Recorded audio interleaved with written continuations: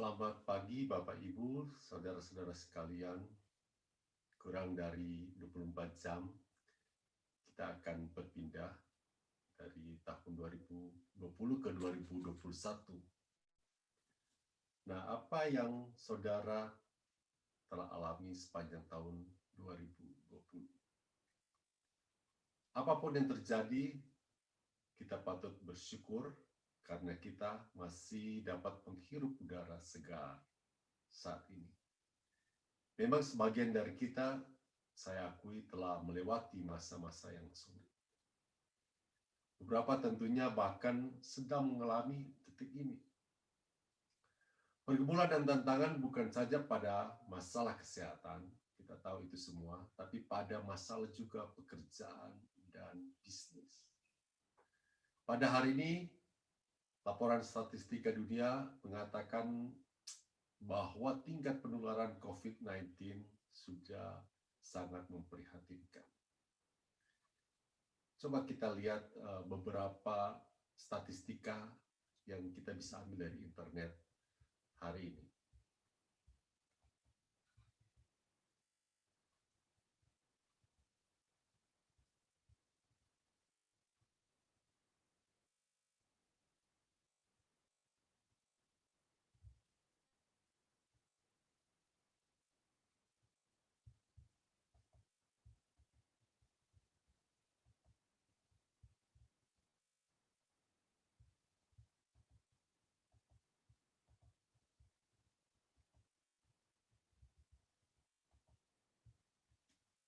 Ya, menurut European Center for Disease Prevention and Control, kita bisa lihat data ini.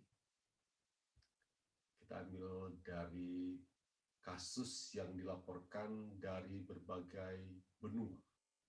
Di Afrika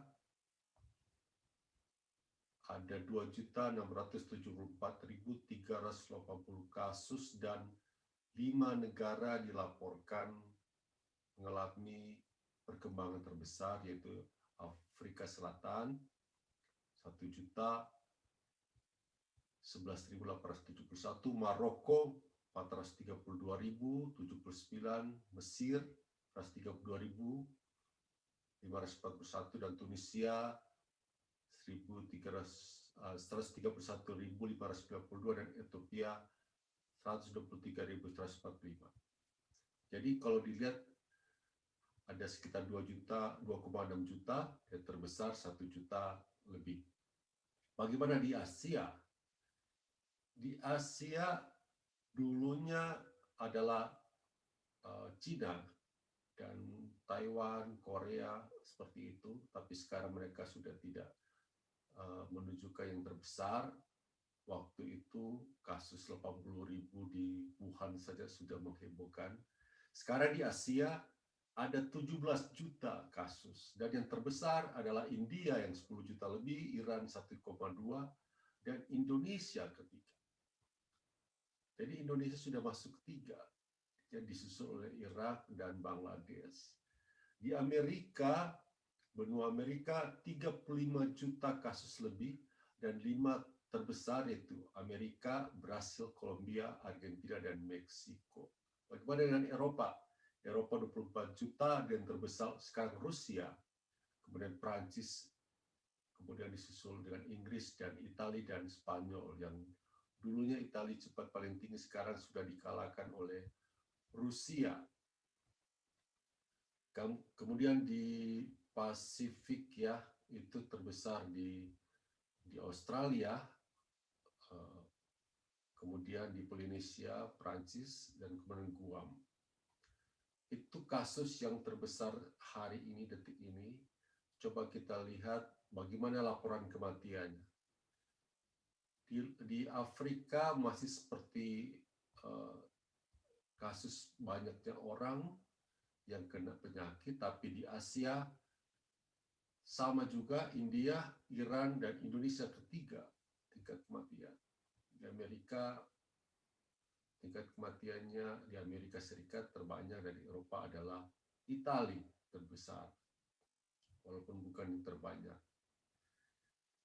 Nah, kita perhatikan kurva-kurva di sini adalah kurva yang naik terus kasus di seluruh dunia, ya, kasus kena penyakit dan kasus-kasus kematian dan kasus kesembuhan. Nah, ini grafik daripada orang-orang yang terkena penyakit di seluruh dunia dan di negara mana terbanyak. Di Eropa, ya daerah sini, Amerika Serikat, Meksiko, Brasil, kemudian di sini ada, ya di sini Kanada, di sini kemudian Rusia dan Eropa, di sini Indonesia. Kita lihat di sini negara-negara terbanyak. Jadi kita boleh dikatakan sekarang ini belum menunjukkan hal-hal yang menurun, COVID-nya masih dalam grafis menaik. Okay. Nah, jadi sekarang bagaimana dengan yang ada di Indonesia? Ya, kota-kota besar di Indonesia sekarang dalam kategori zona merah. Artinya dari satu kecamatan ada sekitar 50 orang yang meninggal karena COVID-19. Kalau dia sudah di atas 50, kalau tidak salah itu sudah 60 seperti itu, sudah masuk di zona hitam. Dan di tempat saya tinggal ini di Bandung, banyak kecamatan yang zona merah dan beberapa zona hitam. Nah, kalau zona sudah merah dan hitam, pasti akan meluas ke daerah-daerah yang akan banyak terjangkit. Potensi untuk orang terjangkit lebih banyak. Sepanjang saya tahu, rumah sakit juga sekarang hampir penuh, beberapa sudah penuh dan beberapa sudah menutup tempat untuk menerima rumah sakit orang yang sakit karena penyakit umum. Ya. Jadi mereka memutuskan tidak menerima pasien umum kecuali mereka yang terkena COVID-19. Nah, apa artinya? Artinya akan banyak orang sakit yang bukan kena COVID yang harus dirawat di rumah sendiri. Kalau kita kena penyakit jantung, stroke, dan sebagainya, harus dirawat di rumah sakit. Wah, harusnya dirawat di rumah. Wah, itu berat. Mereka yang kena COVID-19 juga diharuskan isolasi di rumah. Isolasi di rumah dan menerima perawatan oleh keluarga sendiri.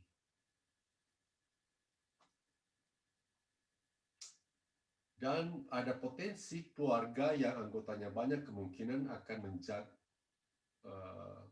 menjangkitkan penyakit itu kepada anggota yang lain. Jadi sekarang makanya dikatakan klaster keluarga sangat besar pertumbuhannya sekarang. Dari kondisi-kondisi seperti itu saya bertanya, dan kita semua mungkin bertanya juga, bagaimana peran gereja, peran orang-orang Kristen saat ini, apa yang murid Tuhan lakukan dalam kondisi ini. Tentunya gereja-gereja juga sekarang mengalami masa yang sulit juga. Banyak hal yang membatasi mereka, misalnya tidak adanya kebaktian yang diperbolehkan untuk tatap muka secara langsung, dan dampaknya persembahan semakin berkurang, pelayan-pelayan harus diketatkan keuangannya, ada bahkan yang harus dihentikan untuk sementara waktu, walaupun bukan hal yang populer untuk dilaksanakan saat ini. Menurut pengamatan saya, sayang sekali beberapa gereja memiliki kecenderungan untuk banyak menghabiskan energi untuk mempersiapkan kebaktian minggu, kebaktian online yang ditayangkan secara langsung lewat YouTube. Boleh dikatakan sedikit sekali atau tidak ada dampak kegiatan yang berarti yang gereja lakukan pada jemaat, pada masyarakat. tentunya tidak bisa disalahkan karena semuanya sangat terbatas gerak-gerik mereka untuk mengunjungi dan melakukan kegiatan. Bagaimana dengan pelayanan yang disebut KKR kesembuhan? Dengan tidak izinkannya orang-orang berkumpul dalam jumlah besar, maka pertemuan kesembuhan ilahi tentu saja terbatas, akan dibatasi. Saya tidak pernah mendengar ada kebaktian kesembuhan di berbagai tempat, di lapangan terbuka. Kayak beberapa saya lihat di YouTube, ada beberapa orang yang melakukan itu, tapi kebanyakan tidak ada lagi publikasi, misalnya di tempat ini, di gedung ini, di lapangan ini ada kebaktian KKR, karena pasti tidak diizinkan oleh pemerintah untuk melakukan itu. Saya sendiri punya kesempatan melakukan kegiatan seminar di Pulau Nias, dan itu di lapangan terbuka di daerah Nias Selatan. Itu tahun ini bulan Januari. Nah, waktu itu memang semua orang bisa bebas untuk dapat mengikuti kegiatan itu di lapangan terbuka. Tapi setelah Januari, Februari, dan selanjutnya sampai Desember ini, saya tidak pernah dapat kesempatan untuk pergi keluar, pergi ke tempat terbuka, tertutup pun untuk melakukan kegiatan seperti itu. Jadi memang banyak orang melakukan kegiatan work from home di rumah untuk membantu kegiatan jemaat lokal dan untuk membantu ibadah online. Puji Tuhan, kita tetap mengucap syukur dalam berbagai keadaan. Saya masih melihat Tuhan bekerja dengan luar biasa untuk menyembuhkan beberapa keluarga saya sendiri, misalnya adik saya di Amerika dengan istri dan 2 anaknya kena COVID, tapi mereka semua sembuh. Beberapa teman juga yang ada di rumah saya, di dekat rumah atau di kota saya di Bandung, dan beberapa dari jemaat yang kena COVID, puji Tuhan mereka bisa disembuhkan. Saya bisa melihat bagaimana keluarga orang tua saya yang walaupun sudah 86 tahun, yang dalam situasi COVID ini dengan kondisi yang susah bernafas, Tuhan masih memberikan anugerah kehidupan, dia bisa sehat-sehat. Saya pernah ingat melayani seorang lewat Zoom karena dia sakit jantung dan dia disembuhkan dengan luar biasa. Di keluarga, di rumah, istri yang pernah sakit juga disembuhkan. Walaupun kasusnya mirip-mirip kena COVID, tapi pas diperiksa oleh swab dia negatif.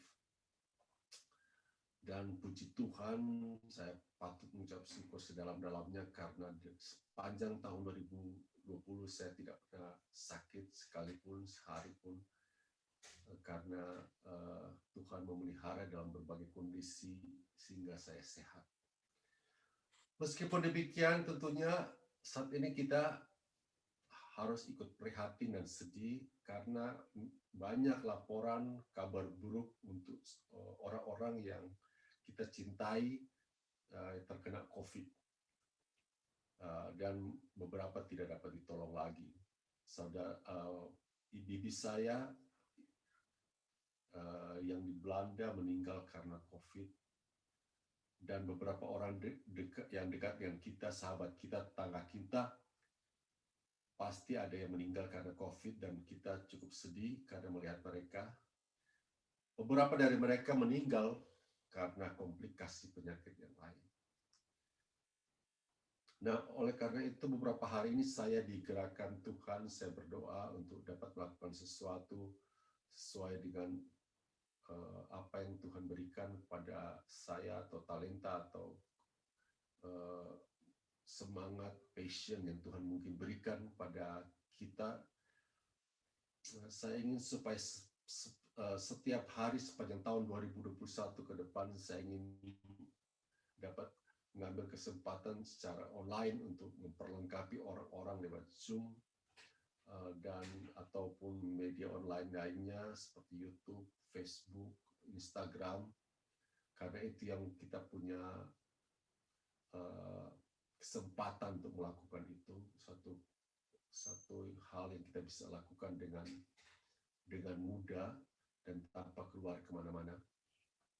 Dan saya rindu untuk bisa melihat orang-orang diperlengkapi untuk dapat melayani orang lain dari jarak jauh, untuk bisa berdoa dan percaya bahwa Tuhan yang tetap sama dahulu, sekarang, sampai selama-lamanya selalu memberikan anugerah dan lewat akses iman mereka, karena iman mengakses anugerah untuk disembuhkan. Dan tentunya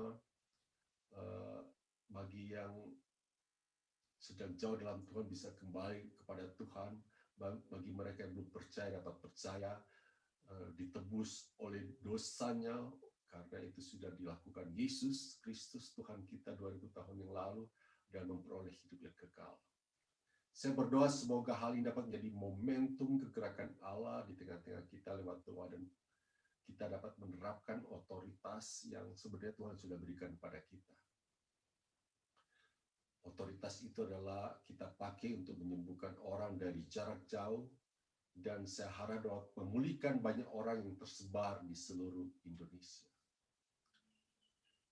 Saya berdoa kiranya hal ini Allah Tuhan kita dapat membuka pintu bagi orang-orang sehingga mereka dapat percaya pada Yesus, Tuhan yang hidup, Juru Selamat kita, Mesias, yang menjadi penembus dosa kita, dan kita akan bersama-sama di dalam kekekalan. Seandainya Tuhan membuka pintu lebih banyak lagi dalam kesempatan yang lain, saya ingin supaya kita semua bersama-sama dapat melakukan hal yang sama untuk orang-orang dengan apa yang Tuhan sudah berikan kepada kita. Hari ini saya ingin membagikan jadi setiap hari saya ingin bagikan satu prinsip firman Tuhan yang akan menguatkan kita dan membuat kita berubah pemikiran kita tentang Tuhan yang masih tetap sama dahulu, sekarang, dan sampai selama-lamanya. Dan Tuhan dapat memakai kita untuk membantu orang lain, untuk menolong orang lain di dalam persoalan-persoalan penyakit yang mereka alami saat ini. Hari ini saya ingin bagikan tentang kesembuhan jarak jauh atau healing distancing, seperti yang Alkitab ajarkan.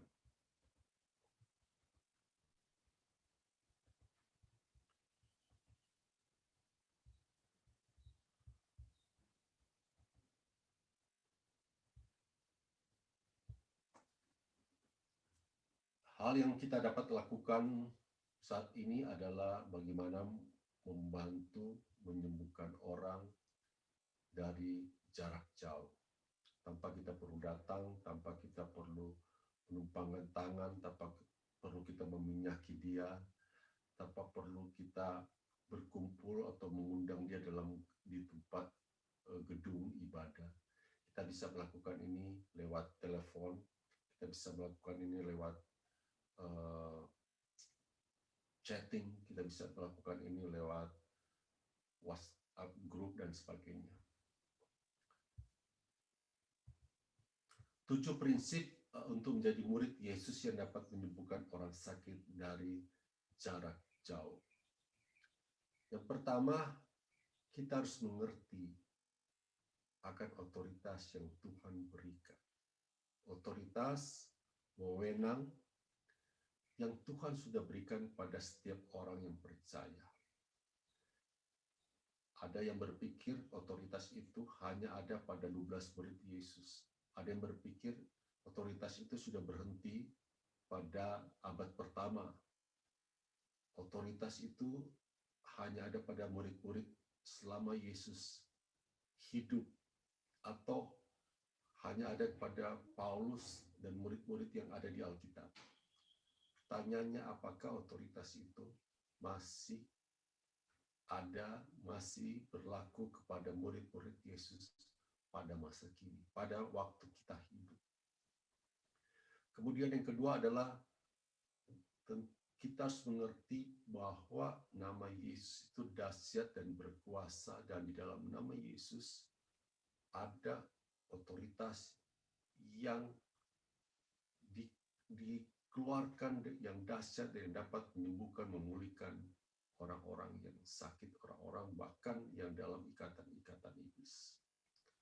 Kemudian yang ketiga, setelah kita mengerti akan otoritas, kita punya kepercayaan, iman yang teguh, kita bertindak di dalam iman. Iman itu ada sesuatu yang aktif, sesuatu yang harus dilakukan. Kita sama seperti Abraham, dia beriman dan dia ada aksi. Sewaktu Tuhan suruh pergi, dia pergi. Sewaktu Tuhan suruh mempersembahkan Ishak, dia pergi. Itu iman. Iman adalah sesuatu yang bertindak. Iman tanpa perbuatan adalah mati, dikatakan. Iman tanpa aksi, boleh dikatakan. Orang beraksi tanpa iman juga ada, tapi iman itu memang harus ada tindakan. Kemudian berikut adalah waktu kita menjalankan otoritas ini yang Tuhan sudah berikan untuk melayani orang sakit, kita bukan memohon lagi. Kita ini sudah memerintah. Seorang jenderal waktu dia menjalankan perintah kepada bawahan, dia mengatakan pergi lakukan ini. Dia tidak memohon. Demikian juga kalau Tuhan sudah berikan kepada murid otoritas untuk menyembuhkan orang sakit, dia tidak memohon. Dia menjalankan perintah sesuai dengan apa yang Tuhan berikan. Yang kelima adalah berani mengambil resiko. Ya, resiko ini akan ada, karena kalau kita hanya berdoa saja, biasanya itu tanpa resiko. Tidak ada kegagalan. Orang yang kita doakan sembuh atau tidak bukan salah kita. Kita hanya meminta, kita hanya berharap Tuhan yang melakukan. Tapi kalau kita seperti menjalankan berita dan mengatakan sembuh di dalam nama Yesus, itu ada resiko. Resiko malu, tidak sembuh. Resiko tidak terjadi apa-apa. Banyak di Alkitab Tuhan menyuruh orang beriman dan mereka harus mengambil resiko. Kalau Tuhan suruh, misalnya contohnya Tuhan suruh kepada Petrus untuk berjalan di atas air. Petrus bertanya, Tuhan, suruhlah saya berjalan di atas air. Petrus minta kepada Tuhan. Dan Tuhan katakan, ayo, jalanlah. Itu satu perintah di mana Tuhan menjanjikan kalau dia lakukan, dia akan berhasil. Dan Petrus mendapatkan ini, dia tahu Tuhan sudah berikan otoritas dan dia melangkah dengan iman dan dia mengambil resiko. Resikonya apa? Dia bisa tenggelam, dia bisa jatuh, dia bisa gagal. Tapi dia mengambil resiko. Nah, akhirnya dia berjalan di atas air. Tapi di tengah jalan dia bimbang, dia ragu, dia tenggelam. Tapi at least minimal dia sudah dapat berjalan di atas air. Yang kita tidak mampu melakukan itu sampai saat ini. Tidak ada seorang pun yang dapat berjalan di atas air. Tapi itu karena Tuhan yang suruh. Demikian juga kalau Tuhan menyuruh kita menyembuhkan orang sakit dan otoritas yang Tuhan sudah berikan kepada kita, dan kita tahu ini adalah kehendak Tuhan, kita berjalan, kita bertindak, kita harus berani mengambil resiko. Kemudian yang keenam, untuk beberapa kasus, ya, kita perlu bertekun. Ya, bertekun 1 kali, 2 kali, 3 kali. Sama seperti orang ke dokter yang tidak hanya sekali, dia bahkan mingguan, bulanan. Orang yang terapi, melakukan terapi bertahun-tahun supaya terjadi kesempurnaan. Hal yang sama juga, berdoa itu bukan 1 kali, bisa 2 kali, bisa 3 kali. Kalau terjadi sekali, syukur. Kalau belum, marilah bertekun sampai terjadi sesuatu. Ini bukan memaksa. Banyak orang, jangan kita memaksa Tuhan, itu kan kedaulatan Tuhan. Tidak. Kita mau bertekun di dalam iman sesuai dengan waktu yang tersedia yang Tuhan berikan pada kita. Yang ketujuh, prinsip yang baik untuk setiap orang yang mau menjadi murid Yesus yang efektif, yang dapat menyembuhkan orang, yaitu mereka tetap hidup dekat dengan Tuhan, hidup di dalam kekudusan, hidup dengan takut akan Allah. Karena ini akan membuat mereka dekat dengan berani mendekat pada Tuhan, berani mendekat dengan tata kasih karunia, peka akan suara Tuhan, dan banyak hal yang luar biasa sewaktu kita menjaga diri, hidup kudus setiap hari.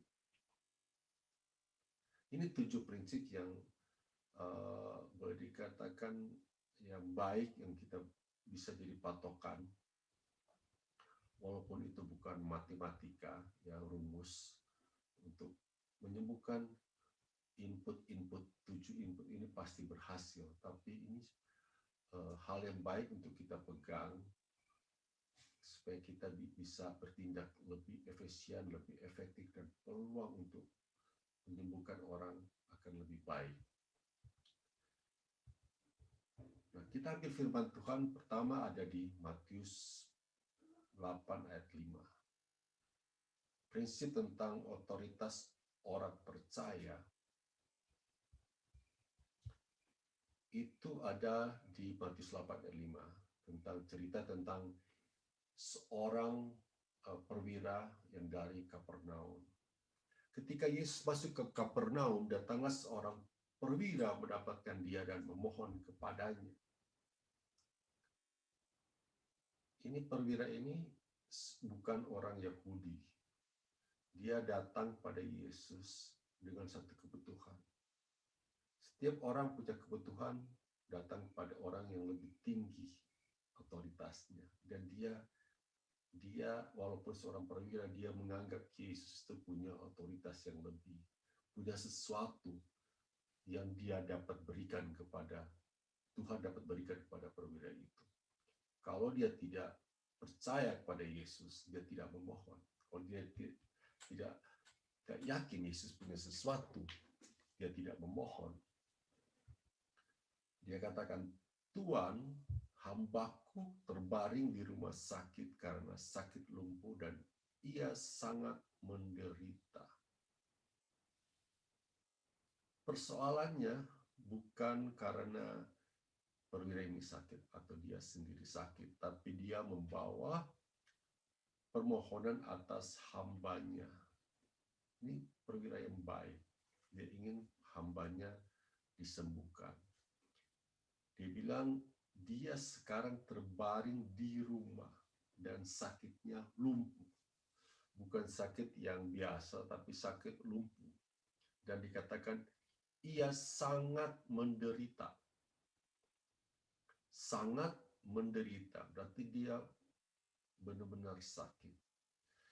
Kemudian Yesus melihat keinginan perwira ini, dan kita harus tahu bahwa Yesus sangat mengasihi orang yang datang meminta kesembuhan atau apapun. Kasih Yesus itu sungguh luar biasa. Yesus mengatakan, aku akan datang menyembuhkannya. Tiba-tiba perwira itu sadar akan kasih Yesus, akan kuasa Yesus. Dan dia mengatakan, Tuhan, aku tidak layak menerima Tuhan di dalam rumahku. Katakan saja sepatah kata, maka hambaku itu akan sembuh. Katakan saja sepatah kata, maka hambaku itu akan sembuh. Sebab aku sendiri seorang bawahan dan di bawahku ada pula prajurit. Jika aku berkata kepada salah seorang prajurit itu pergi, maka ia pergi, dan pada seorang lagi datang, maka ia datang. Ataupun kepada hambaku, kerjakanlah ini, maka ia mengerjakannya.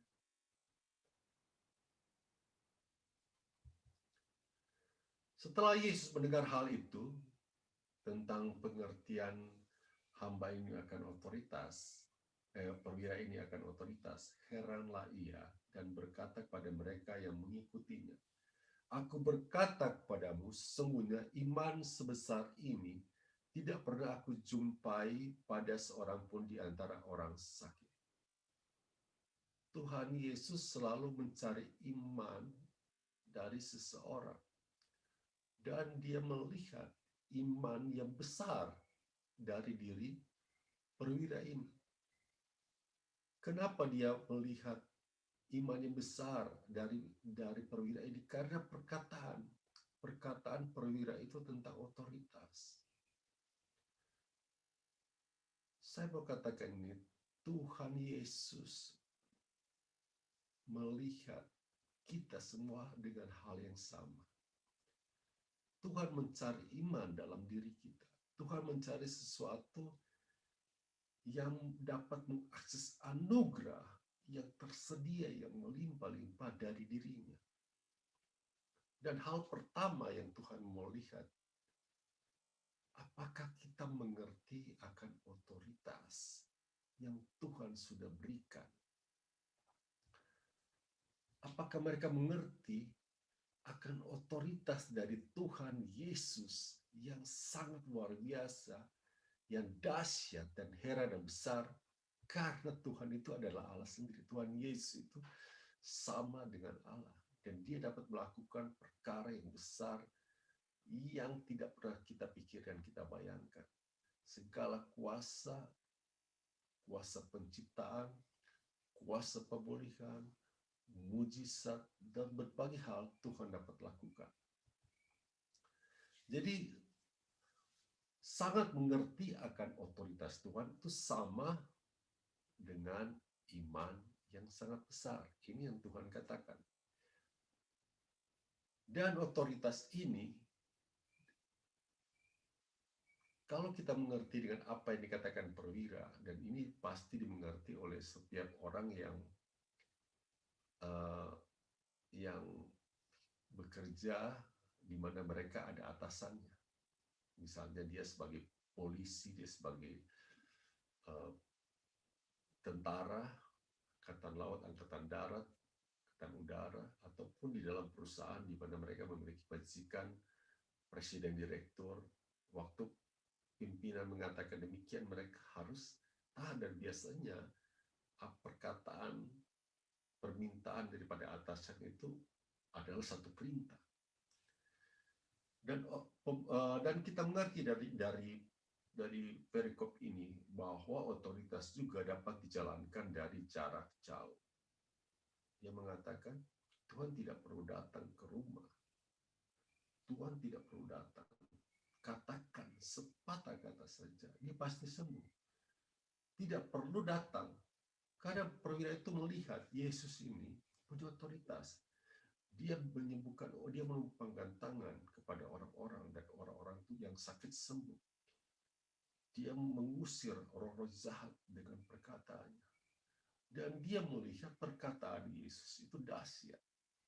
Jadi kalau Yesus mengatakan satu kata saja, misalnya sembuh, pasti orang yang ada di rumah dan jauh dari tempat itu, tanpa Yesus menjamah pun, dia dapat disembuhkan. Makanya dia mengatakan Tuhan tidak perlu datang. Ini adalah satu hal yang luar biasa untuk pengertian akan otoritas. Nah, pertanyaan berikut. Apakah murid-murid Yesus sudah diberikan otoritas? Ya, kita tahu ceritanya bahwa Yesus punya otoritas. Yesus dapat melakukan ini dengan perkataan. Otoritas seorang yang berkuasa, yang memerintah. Nah, bagaimana dengan murid-murid Yesus? 12 murid Yesus, 70 murid Yesus, dan murid-murid yang lain. Di dalam Lukas 9 ayat 1, Tuhan memberikan tenaga dan kuasa kepada murid-murid Yesus, ke-12 murid. Maka Yesus memanggil ke-12 muridnya, lalu ia memberikan tenaga dan kuasa. Tenaga ini dalam bahasa aslinya disebut dunamis, dan kuasa exousia, kuasa atau otoritas. Pada mereka untuk menguasai setan-setan dan untuk menyembuhkan penyakit-penyakit.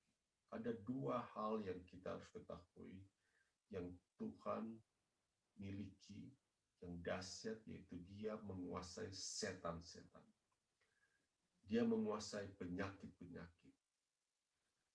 Penyakit dapat disembuhkan oleh otoritas dari Yesus. Kuasa-kuasa iblis dapat dihancurkan oleh otoritas perkataan Yesus. Dan Tuhan memberikan ini, kuasa dan otoritas ini pada murid-muridnya. 12 murid pada masa ini, pada Lukas 9 ayat 1. Dia memberikan. Nah, istilah memberikan itu adalah grant, sesuatu yang dia punya, dia berikan, bukan dia hilang karena dia beri. Karena ini seperti copy paste, ya, diambil, diberikan, dan orang yang dia berikan memiliki wewenang yang sama. Ya, orang ini sebenarnya tidak punya otoritas dalam arti tanpa Yesus mereka dapat melakukan ini. Mereka hanya punya otoritas karena Yesus. Jadi kita harus mengerti, di luar Yesus kita tidak punya otoritas. Kita punya otoritas karena Tuhan itu great, Tuhan berikan.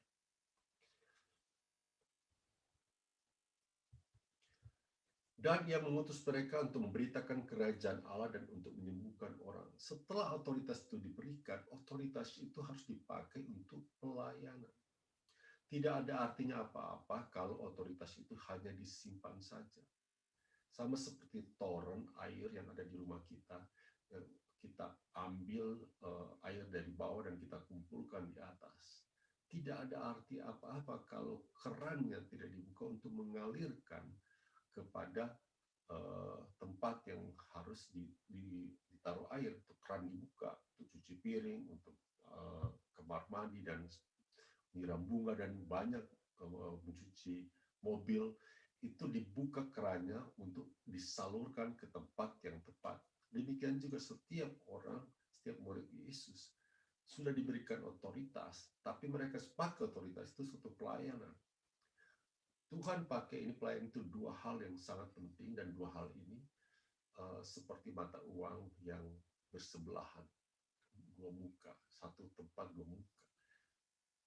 Memberitakan kerajaan Allah dan untuk menyembuhkan orang. Jadi kita bukan seperti dokter biasa atau orang tabib biasa yang memang fungsinya menyembuhkan orang. Kita ini sebenarnya utusan Tuhan untuk memberitakan kerajaan Allah. Kita adalah saksi Tuhan untuk memberitakan kerajaan Allah. Dan bagaimana memberitakan kerajaan Allah itu adalah disertai dengan kuasa mujizat yang Tuhan sudah berikan. Itu kuasa kesembuhan ini adalah pelengkap daripada utusan untuk memberitakan, untuk menjadi saksi kerajaan Allah.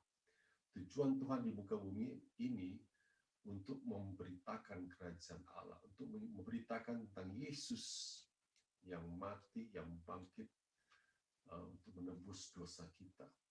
Supaya kerajaan Allah ada di setiap suku, kaum, dan bahasa. Nah, ini adalah satu delegasi, ya. Yesus sedang melatih pada murid-muridnya untuk menyembuhkan orang berdasarkan kuasa yang Dia berikan. Nah, ini kita lihat bahwa bukan Dia lagi yang langsung menyembuhkan orang sakit. Nah, 12 murid ini setelah diberikan delegasi kuasa, mereka pergi menyembuhkan orang sakit. Mereka pergi membesuk dan menyembuhkan.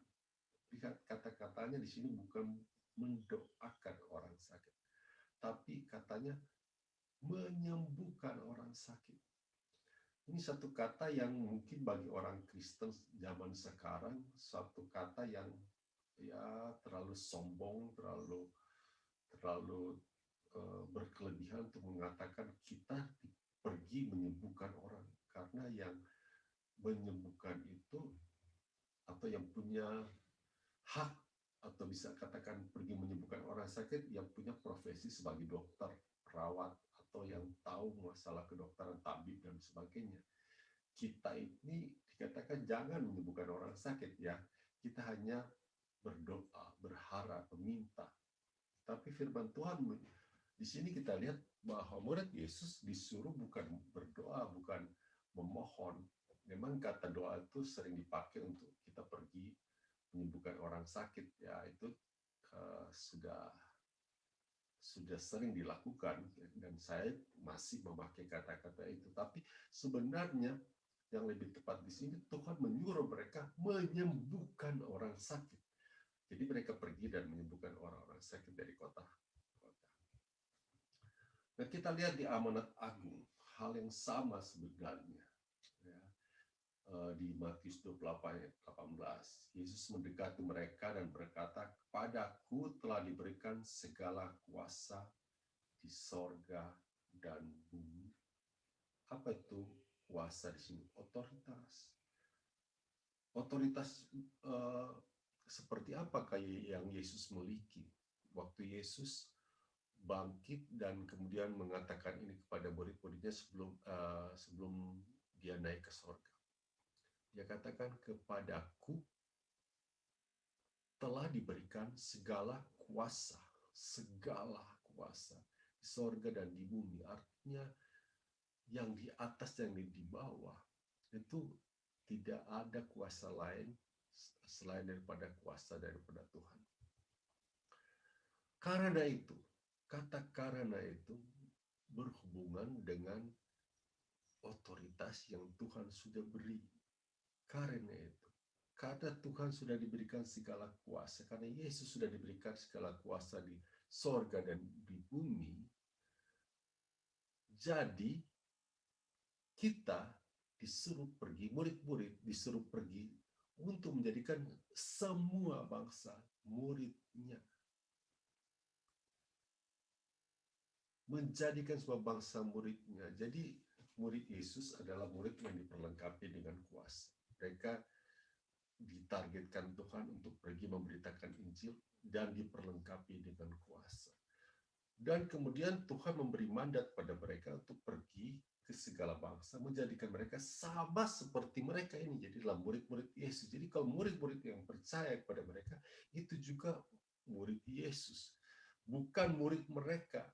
Jadi kita memuridkan orang itu bukan menjadikan mereka murid kita, tapi menjadikan mereka murid Yesus. Otomatis kalau mereka menjadi murid Yesus, hak grand Tuhan sama, mereka mendapatkan kuasa dan tenaga dan otoritas. Mereka dibaptis, mereka disatukan dalam satu kepercayaan Bapa, Anak, dan Roh Kudus sebagai satu kesatuan. Dan Tuhan mengatakan juga untuk memperlengkapi mereka dengan satu prinsip yang benar, bahwa mereka perlu mengajar orang lain untuk melakukan segala sesuatu yang telah kuperintahkan kepadamu. Ajarlah. Pengajar itu harus 100%, ya, materi. Misalnya gini, saya mengajar di tempat kuliah, saya misalnya mengajar programming, ya, bahasa pemrograman komputer, bahasa C misalnya, C++. Kemudian sesuai dengan kurikulum yang kita dapatkan, kita disuruh untuk mengajarkan segala sesuatu sesuai dengan materi yang diberikan. Ya, dengan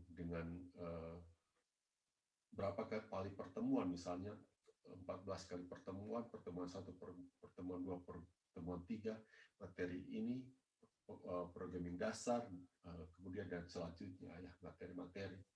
Tidak, supaya murid-murid ini, orang-orang yang saya ajarkan ini dapat semuanya, tidak ada yang tidak boleh, tidak ada yang saya buang, saya katakan ini tidak penting, tidak perlu.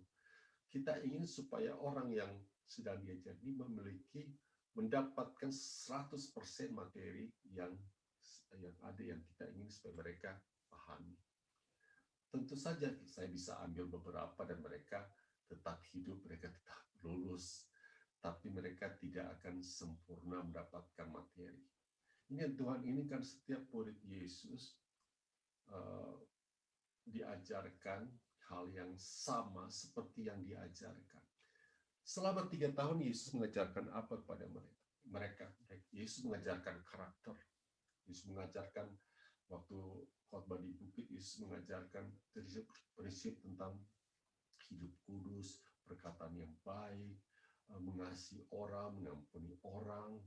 Ini yang disebut karakter yang baik, karena Tuhan Yesus ini punya karakter yang luar biasa. Ya, jangan bahkan lebih daripada yang diajarkan oleh hukum Taurat. Misalnya, jangan membunuh. Tuhan mengatakan, ada tertulis jangan membunuh, tapi aku katakan barang siapa membenci saudaranya sudah membunuh, sudah menjadi pembunuh. Ya, firman Tuhan mengatakan jangan berzina, tapi Tuhan Yesus mengatakan kalau kamu melihat wanita dan dengan hawa nafsu, itu kamu sudah berzina dengan dia. Ini karakter Yesus itu serespecian luar biasa. Barang siapa menampar pipimu yang satu, berikanlah pipi yang lain. Berdoalah bagi musuhmu. Berbuat baiklah kepada orang yang membencimu. Ini adalah karakter-karakter yang baik yang Tuhan ajarkan. Nah, ini semua harus diajarkan kepada murid-murid bahwa Yesus ingin kita memiliki karakter yang baik. Dan saya lihat gereja-gereja sudah pakar dengan itu. Mereka mengajarkan karakter building, mereka mengajarkan hal yang baik. Dan ini harus menjadi landasan di dalam setiap gereja supaya setiap orang Kristen ini menjadi saksi dalam perkataan, perbuatan, tingkah laku, dan sebagainya seperti yang diajarkan Paulus pada Timotius. Jangan menganggap seorang pun menganggap engkau rendah karena engkau muda, tapi jadilah teladan dalam perkataan, tingkah laku, dan kesucian, hidup suci, hidup kudus, perkataan yang baik. Itu akan menarik orang untuk tahu bahwa dalam kekristenan itu ada etika, hal-hal yang baik.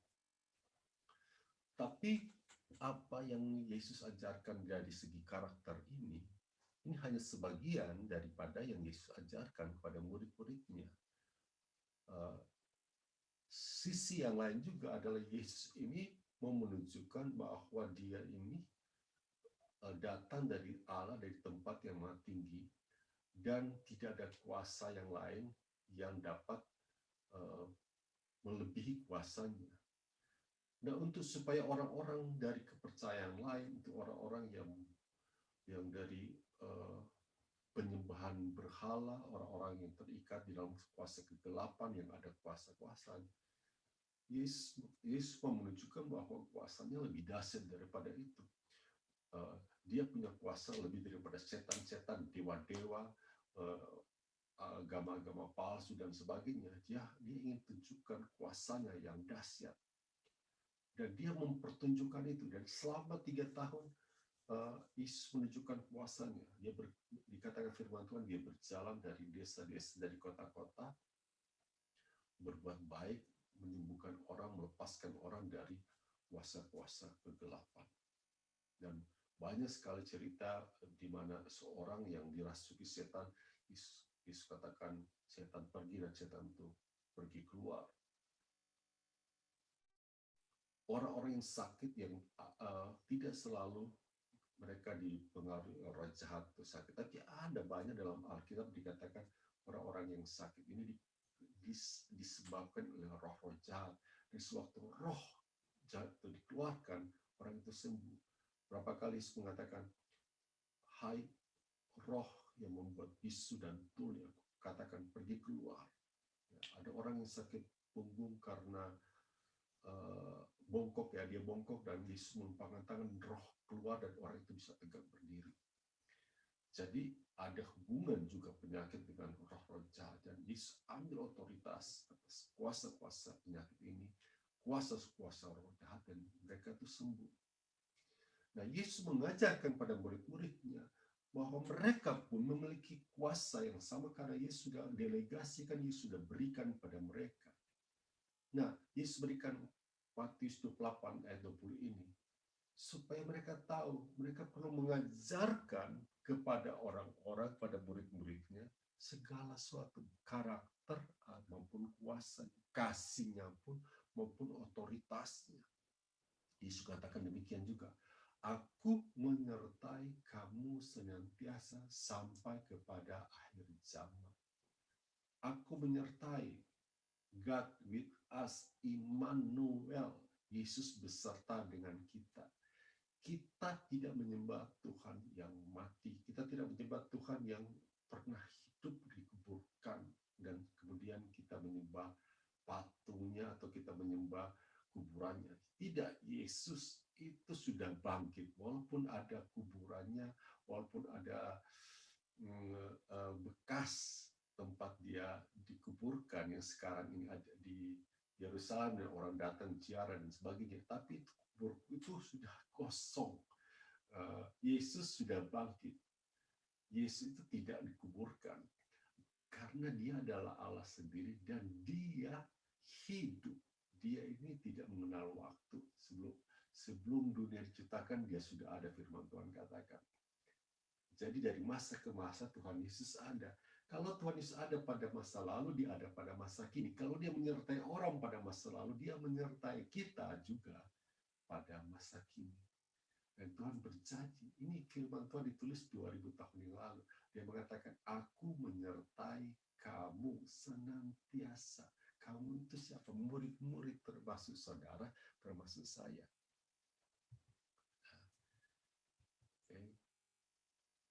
Tuhan berikan ini penyertaan ini berdasarkan apa? Berdasarkan Roh Kudus, Roh yang sama ya, dengan Dia sendiri. Tuhan mengatakan kamu akan menerima kuasa kalau Roh Kudus turun ke atas kamu dan kamu akan menjadi saksi di Yerusalem, di seluruh Yudea dan Samaria dan sampai ke ujung bumi. Kamu akan menerima kuasa. Kasih Tuhan akan berikan, tapi kuasa juga Tuhan berikan. Tuhan tidak bilang kamu akan menerima urapan. Nah, ini banyak orang selalu salah. Mereka selalu berdoa untuk urapan. Urapi kami, Tuhan, berikan urapan. Tuhan tidak menjanjikan urapan. Tuhan menjanjikan kuasa.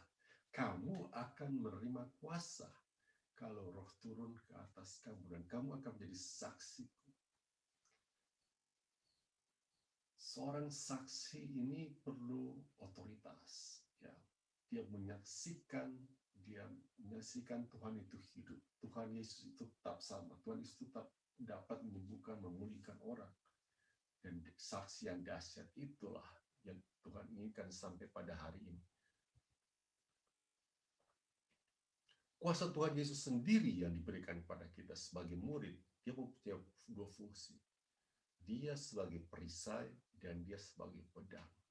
Tidak ada kuasa yang dapat mengalahkan kita, bahkan kita dapat menghancurkan mereka di dalam nama Yesus.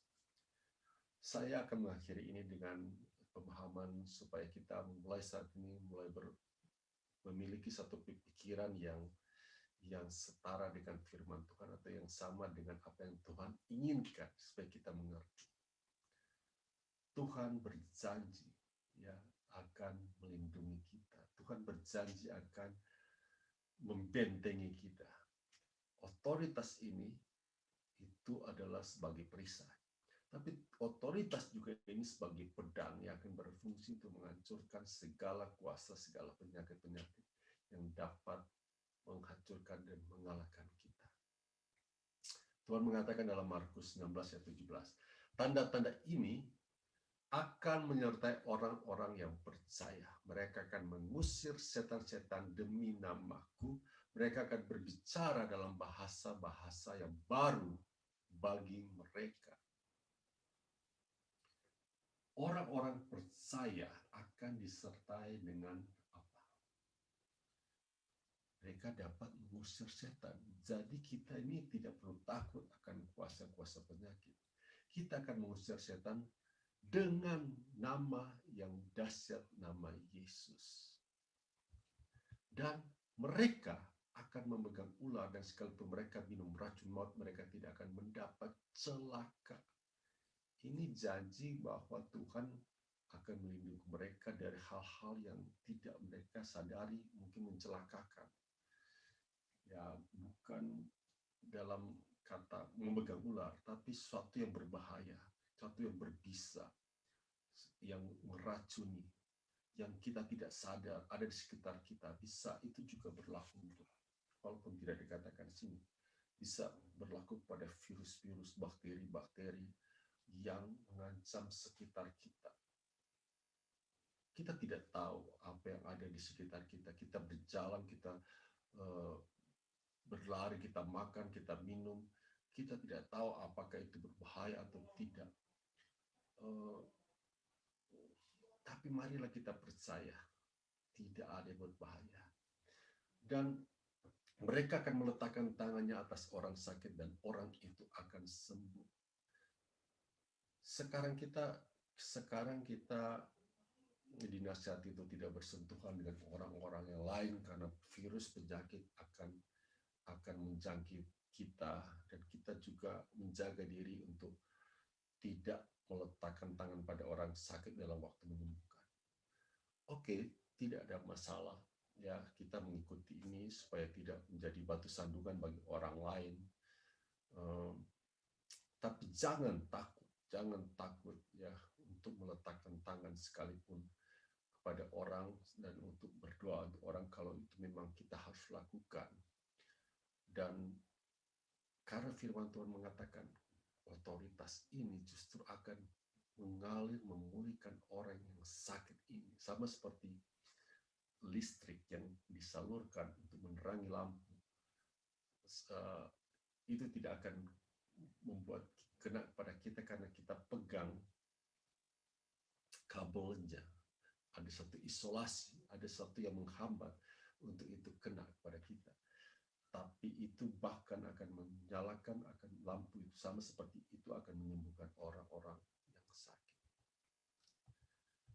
Oke, saya akan stop sampai bagian ini dan kita akan lanjutkan besok, dan saya harap ini sudah menjadi sesuatu yang akan menguatkan iman kita untuk mulai percaya bahwa Tuhan beserta dengan kita. Siapa akan melawan kita? Tidak ada yang mengalahkan kita, dan kita mulai mengerti tentang otoritas yang Tuhan sudah berikan kepada kita, dan saatnya kita akan pakai itu untuk melayani orang-orang.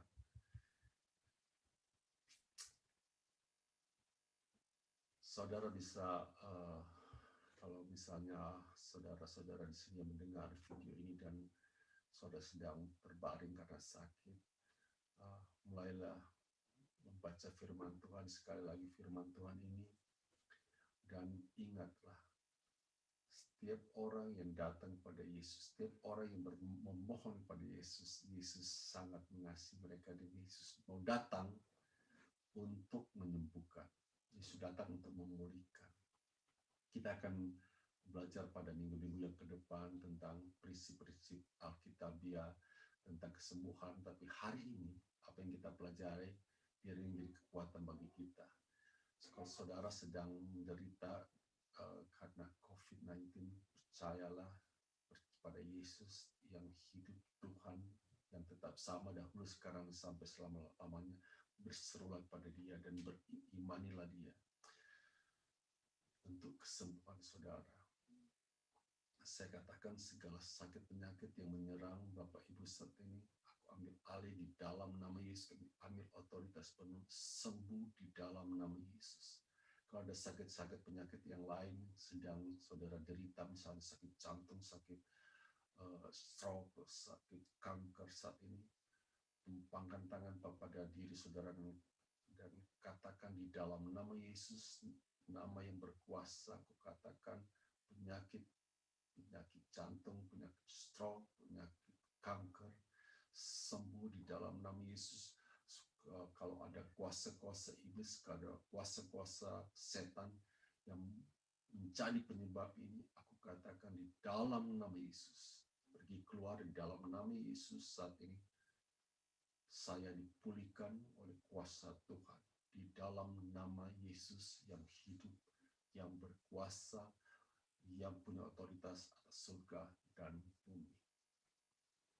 Kalau ada saudara-saudara saat ini yang belum percaya pada Yesus, belum pernah sekalipun menerima Yesus sebagai Tuhan dan Juru Selamat, datanglah kepada Dia dan katakan, Tuhan, saya percaya bahwa Engkau adalah Tuhan yang hidup, yang mengampuni dosa-dosaku. Mau terima Engkau sebagai Tuhan dan Juru Selamat, bertobat dari segala dosa dan pelanggaran. Saya percaya Yesus Kristus telah mati, dikuburkan, dan dibangkitkan untuk menebus hidup. Injil adalah berita yang penuh sukacita. Injil adalah kekuatan Allah yang menyelamatkan kita yang percaya. Barang siapa percaya kepada Yesus, dia tidak akan binasa, melainkan dia akan memperoleh hidup yang kekal. Yohanes 3 ayat 16. Terima kasih Tuhan untuk waktu ini, mengucap syukur.